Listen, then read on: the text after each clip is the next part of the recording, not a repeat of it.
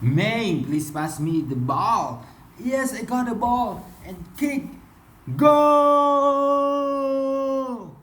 That was exactly what happened to me when I was 12 years old.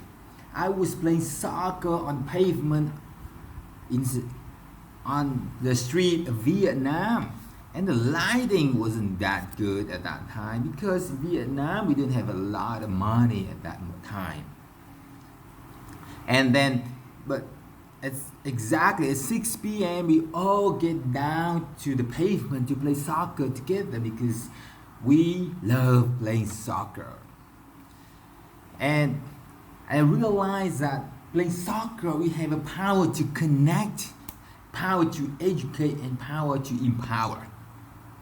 So power to connect, right? You can play soccer, we can connect with one another, we're getting better with our skills and become better players. And power to educate, because you can learn how to be better, right? How to move and how can we run from here to there with a faster speed, how we can take the balls passed by many different players. And the power to empower, because if you can score that goal, if you can make your team the winning team, when you go back home with a lot of energy in your body, you can feel like you can do anything else in the world. That's how powerful it can be, right? It's amazing. So fast forward in 1994, I was able to get a scholarship to study in Australia. At that time, I was 20 years old. And I went to Australia. I stayed in a little town called Gatton. And it was a quiet place. Like, imagine that you walk on the street during the daytime at 8 a.m. There was nobody but me alone. That's how quiet it was.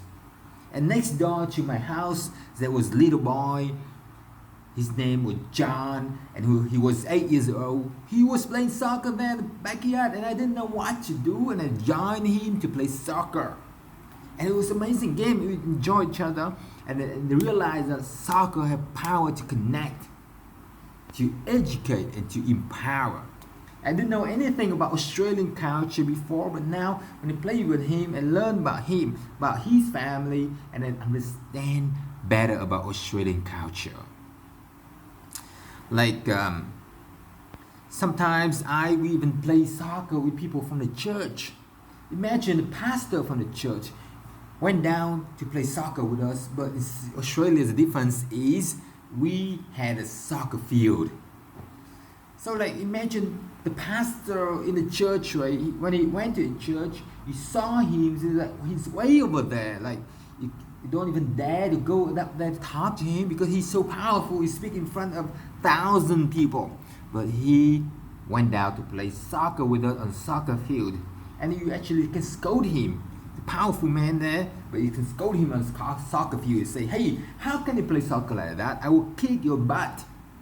You can't do that because in soccer, everything is equality. No matter you're a millionaire or no matter you're a beggar, when you go to soccer field, you're equal. Right? And even like in the year 2000, I went to Hungary because my sister lived there. I went there and I met a few Hungarian guys. We didn't know each other, but when we played soccer, we started to know each other. Because soccer had the power to connect, educate, and empower. And even I remember in 2019, do you know what happened in 2019, Huyen? You don't know? In 2019, Vietnam was the champion in AFF Cup. It was a big thing.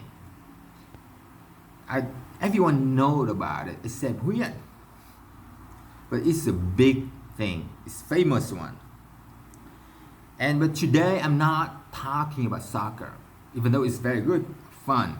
I'm talking about something even more important. Do you know what it is, Danny? I'm talking about Toastmasters. Because Toastmasters have a power to educate, to connect, and to empower you to become a better speaker. You can influence the world. What you share you can keep forever. What you don't share will lose forever. So go into Toastmasters, become a Toastmaster, share your story is most powerful gift of all. So how do soccer and Toastmasters have such power to connect, educate, and empower? Because in those places, you can learn in the moment of fun.